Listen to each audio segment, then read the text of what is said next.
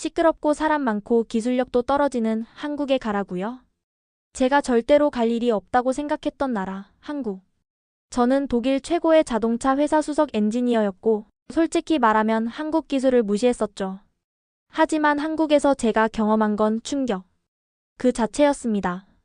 한국을 무시했던 독일인의 고정관념이 어떻게 무너졌는지, 무슨 일이 있었기에 그렇게 변한 것일까요?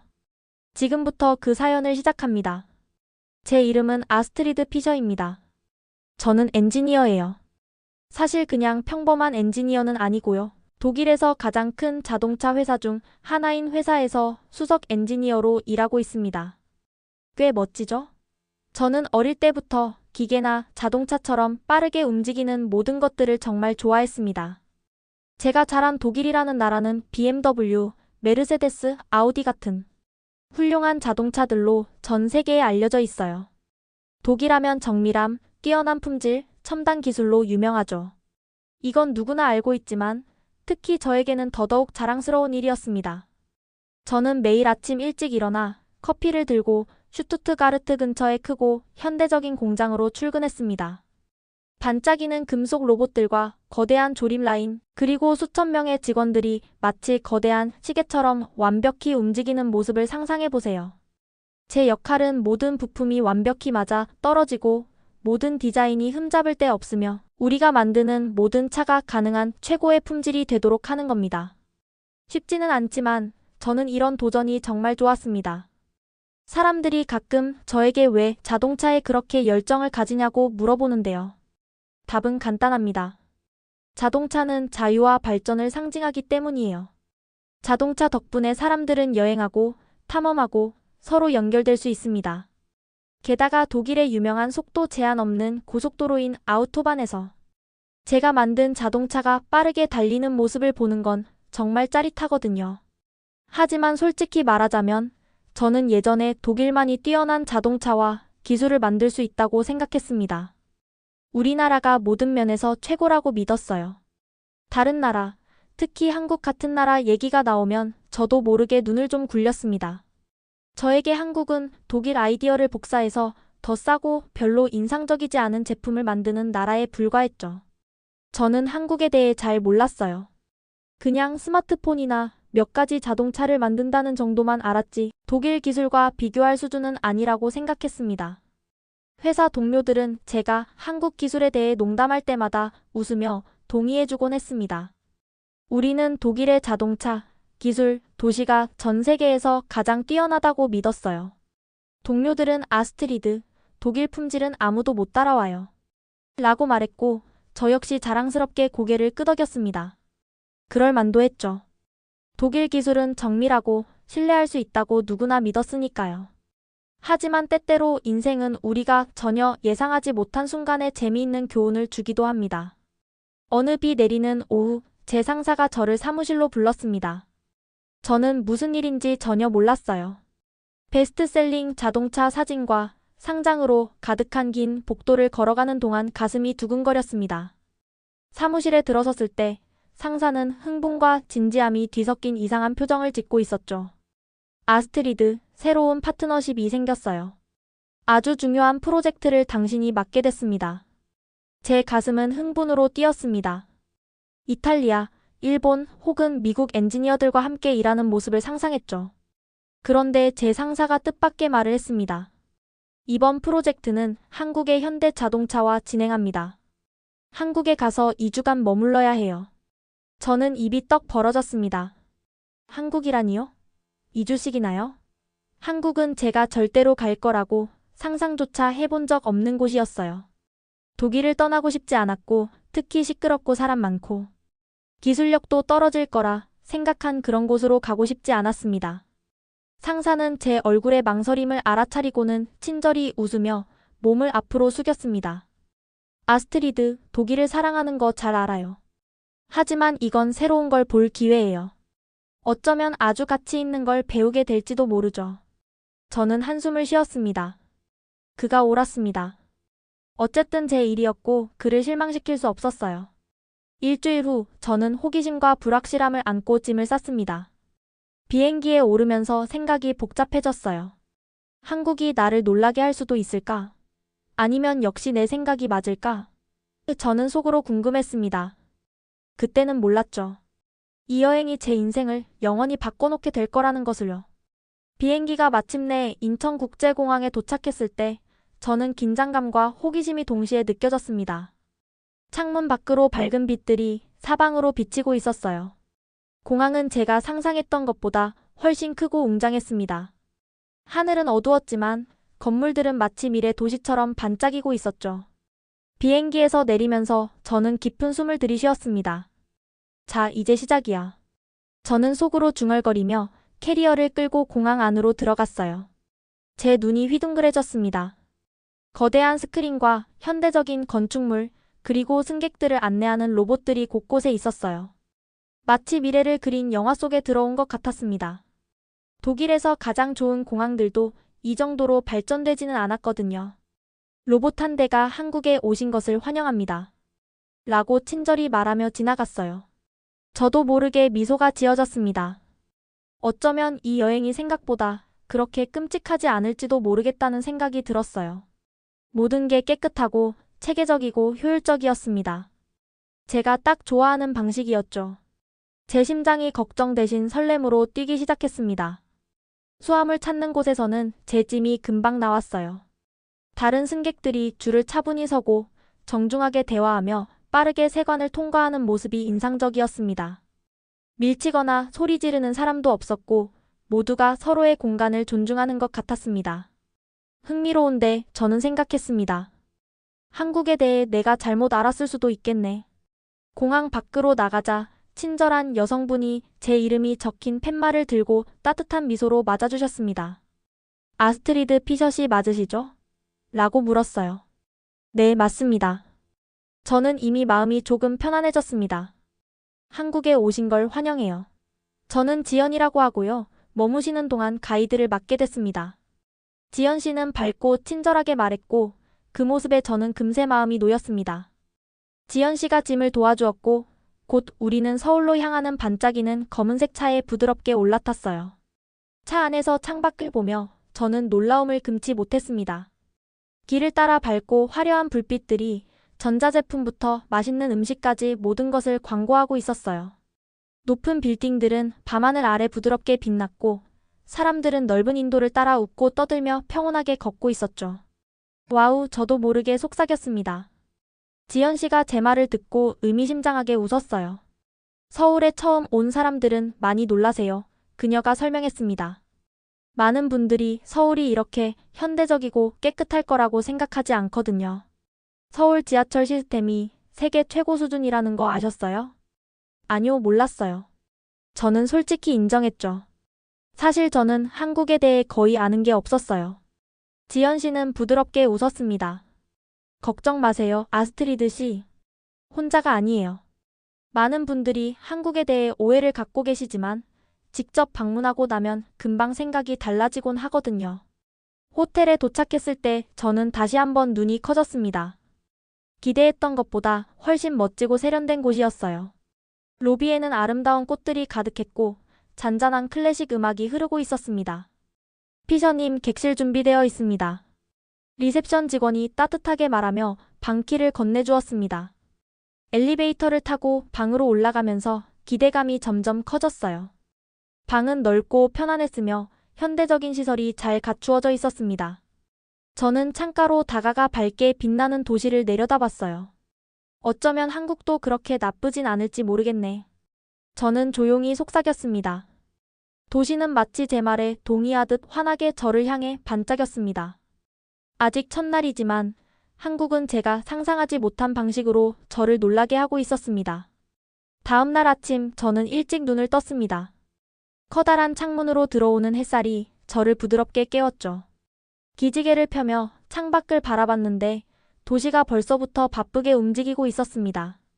자동차와 버스들이 넓은 길을 따라 부드럽게 움직였고 사람들은 각자의 목적지로 향해 바쁘게 걷고 있었습니다. 분주하면서도 평화로워 보였고 제가 예상했던 것보다 훨씬 체계적이었죠. 아침을 먹고 나자 지연 씨가 현대자동차 본사로 데리러 정확히 시간 맞춰 왔습니다. 저는 설렘과 긴장감이 동시에 느껴졌어요. 드디어 한국 엔지니어들과 만나는 첫날이었습니다. 그분들이 저를 환영해줄지 아니면 제 존재를 부담스러워할지 궁금했습니다. 우리는 서울 시내를 차로 달렸고 저는 창밖을 바라보느라 눈을 뗄 수 없었습니다. 도시 어디를 봐도 깔끔하고 질서정연했고 현대적인 건물과 녹지 공간이 조화를 이루고 있었어요. 높은 빌딩 사이로 공원들이 나타나 가족들과 친구들이 아침 햇살을 즐기는 모습이 보였습니다. 현대 자동차 본사에 도착했을 때 저는 다시 한번 눈이 커졌습니다. 건물은 세련되고 현대적이었고 빛나는 유리 패널로 덮여 있었죠. 로비 안은 천장이 높고 미래적인 자동차 디자인이 디지털 화면에 전시되어 있었어요. 미래로 들어선 느낌이었습니다. 키가 큰 남자분이 저에게 친절한 미소로 다가왔습니다. 안녕하세요. 아스트리드 피셔시 맞으시죠? 저는 이민준입니다. 현대 자동차에 오신 걸 환영합니다. 그는 따뜻하게 말하며 손을 내밀었어요. 반갑습니다. 저는 공손히 말하며 손을 꽉 잡았습니다. 민준 씨의 자신감이 놀라웠어요. 그는 영어를 정말 잘했고 진심으로 환영하는 것 같았습니다. 그래도 저는 아직 조금 의심스러웠어요. 과연 한국의 엔지니어들이 독일에서 온 저를 정말로 감동시킬 수 있을까요? 민준 씨는 앞으로 2주간 같이 일할 엔지니어링 부서로 저를 안내하며 현대 자동차의 최신 프로젝트에 대해 설명해 주었습니다. 그의 열정이 저에게도 전해졌지만 한편으론 한국 기술이 독일 수준을 따라갈 수 있을지 여전히 의심이 들었어요. 엔지니어링 연구실은 넓고 깨끗했고 첨단 장비들로 가득했습니다. 큰 컴퓨터 화면들에는 복잡한 도표와 애니메이션이 표시되어 있었고 많은 엔지니어들이 조용히 집중해서 일하고 있었어요. 솔직히 독일의 제1터와 비슷하게 느껴졌습니다. 오늘은 특별한 걸 보여드리고 싶습니다. 민준 씨가 눈을 반짝이며 말했습니다. 완전 자율주행 자동차를 경험해 보신 적 있나요? 당연하죠. 저는 자랑스럽게 말했습니다. 독일 회사들이 이미 수년간 개발해 왔어요. 그는 자신있게 미소 지었습니다. 그럼 저희의 시연을 아주 흥미롭게 보실 겁니다. 민준 씨는 저를 건물 뒤편의 테스트 트랙으로 안내했습니다. 세련된 은색 자동차 한 대가 우리를 기다리며 조용히 소리를 내고 있었어요. 아름답고 공기역학적이며 매우 현대적이었습니다. 민준 씨가 조수석 문을 열어주며 타시죠 라고 말했습니다. 차에 올라타면서 저는 다시 기대감이 솟구쳤습니다.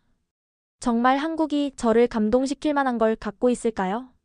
차 내부는 매우 편안했고 계기판은 미래적이면서도 직관적이었어요. 민준 씨가 버튼 하나를 누르자 차는 그가 운전대를 만지지 않았음에도 부드럽게 출발했습니다. 저는 놀라서 눈이 커졌죠. 자율주행 차를 경험한 적은 있지만 이렇게 부드럽고 정교한 차는 처음이었어요. 차는 급한 커브도 부드럽게 지나가고 빨간불 앞에서도 정확히 멈췄으며 다른 차량이 갑자기 앞으로 끼어들 때도 침착하게 반응했습니다. 저는 놀라움을 감출 수 없었어요. 놀라셨죠? 민준 씨가 미소 지으며 물었습니다. 솔직히 네, 정말 놀랍네요. 저는 조용히 인정했습니다. 민준 씨가 고개를 끄덕였습니다. 많은 분들이 한국 기술을 과소평가하지만 직접 경험하면 곧 생각이 달라집니다. 저는 깊은 생각에 빠져 말없이 앉아 있었습니다. 어쩌면 제가 틀렸을지도 모르겠습니다. 한국은 제가 생각했던 것보다 훨씬 더 많은 것을 품고 있는 나라였으니까요. 놀라운 자율주행 자동차 체험을 마친 후 저는 계속해서 그 생각을 떨칠 수 없었습니다. 그날 오후 민준 씨는 저를 현대자동차의 거대한 연구센터로 안내했어요. 어디를 가나 열심히 일하는 엔지니어들이 각자 업무에 깊이 몰두해 있었고 복잡한 디자인을 보여주는 컴퓨터와 인간을 돕는 로봇들이 멋진 기계들을 만들고 있었습니다. 제 고향과 정말 비슷했지만 어떤 면에서는 더 발전된 느낌이었죠. 피셔 씨는 원래부터 엔지니어가 되고 싶으셨어요? 민준 씨가 갑자기 침묵을 깨고 물었습니다. 저는 어릴 적을 떠올리며 미소 지었습니다. 네, 저는 어릴 때부터 물건들을 분해하면서 어떻게 작동하는지 보는 걸 좋아했어요. 저는 설명했습니다. 부모님은 별로 좋아하지 않으셨어요. TV 리모컨을 분해했다가 다시 조립을 못했던 적도 있었거든요. 민준 씨가 부드럽게 웃었어요. 저도 그랬어요. 한 번은 집에 있던 TV를 분해했다가 부모님께 엄청 혼났죠. 그래도 그냥 아니 궁금했을 뿐인데 말이에요. 우리는 함께 웃었고 민준 씨와 함께 일하는 것이 더 이상 어색하게 느껴지지 않았습니다. 다른 환경에서 자랐지만 서로 완벽히 이해하고 있다는 느낌이었어요. 민준 씨는 이제 그냥 한국의 엔지니어가 아니라 제 친구처럼 느껴지기 시작했습니다. 저녁에 민준 씨는 저를 서울 문화를 경험해보자며 지하철을 타고 시내로 데려갔습니다. 지하철은 정말 깨끗하고 조용하며 효율적이었어요. 사람들은 줄을 차분히 서서 서로 공간을 존중했고 열차는 정확히 제 시간에 도착했습니다. 홍대라는 활기 넘치는 동네에 내리자 길거리엔 빛과 음악, 웃음이 가득했어요. 젊은이들이 춤을 추고 노래하고 마술 공연을 펼쳤고 맛있는 냄새를 풍기는 음식 노점들이 즐비했습니다. 친구들이 삼삼오오 모여 즐겁게 시간을 보내는 모습이었죠. 제가 예상한 것과 전혀 다른 생동감 있고 즐거운 분위기였습니다. 정말 멋진 곳이네요. 저는 놀란 눈으로 둘러보며 말했습니다. 홍대는 젊은 사람들이 좋아하는 곳이에요. 민준 씨가 설명했습니다. 누구나 자유롭게 자신을 표현할 수 있는 곳이죠. 거리를 걷다 보니 맛있는 냄새가 저를 유혹했고 배가 꼬르륵 소리를 냈어요. 민준 씨가 웃었습니다. 배고프시죠? 한국식 바비큐 드셔보셨어요? 아직 못 먹어봤지만 정말 먹고 싶어요. 저는 흥분하며 대답했습니다. 민준 씨는 각 테이블마다 그릴 이 있는 아늑한 식당으로 저를 안내했습니다. 고기 굽는 소리와 사람들의 즐거운 대화 소리가 어우러져 따뜻한 분위기였죠. 금세 얇게 썬 고기와 신선한 야채, 매콤한 김치가 가득 테이블 위에 차려졌어요. 민준 씨가 고기 굽는 법과 상추에 싸서 먹는 법을 친절히 알려주었습니다. 첫 입을 먹어보고 저는 놀라서 눈이 커졌죠. 와, 정말 맛있어요.